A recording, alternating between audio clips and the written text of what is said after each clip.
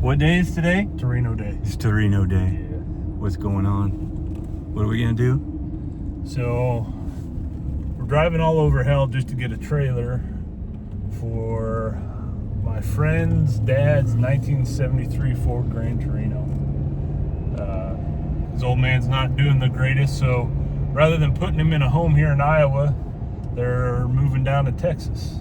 And their family vehicle growing up, they don't just want to part with, and they want to keep it in the family, so they asked me if I would adopt her. Nice.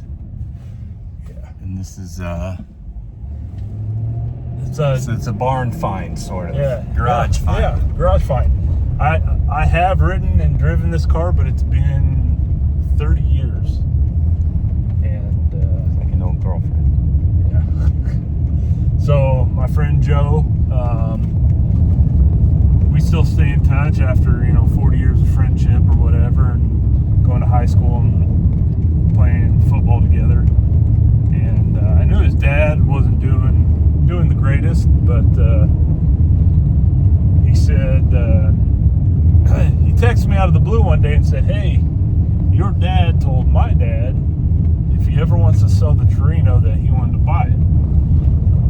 Well, I don't think he realized that my dad's getting up there in age and having his own health issues too. And that's my grandparents' old place there. And anyways, I didn't even really have to think about it. I didn't call my dad or anything. I said, "Yeah, we'll take it." And we're gonna do her right too. So this thing was a daily driver for several years for them. And then when the boys were born, I don't think they drove it a whole lot as their daily driver, having a full family. But this car's been garaged its entire life. It is Iowa, so there is going to be, a little bit of rust on her. But it is clean and it was very well maintained. Dan knew his stuff when it came to keeping her in good shape. So it has sat since, I think probably 2009. And we don't want to try to start it up and run that old fuel through there and potentially cause more damage. So it's totally worth the drive and the renting the trailer to make sure we don't do anything worse to it. Good fuel, good brakes.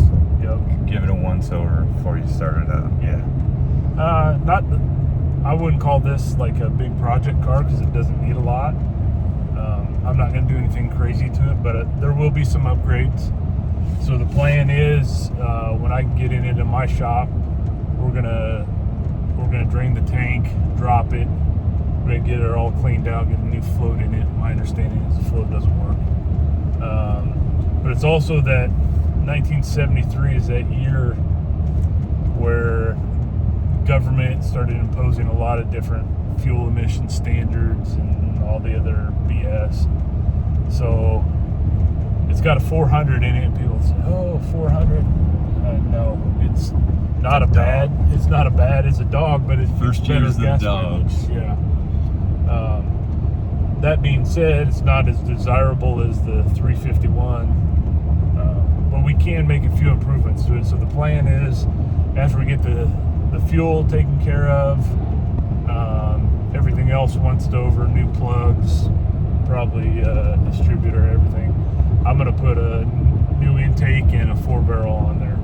So we're going to get it running as good as we can, and hope is at some point they'll come back up here to visit, and Dan's granddaughter, Joe's daughter, will be able to drive it someday, which would be pretty cool. Nice. All right, we'll check in a little bit later.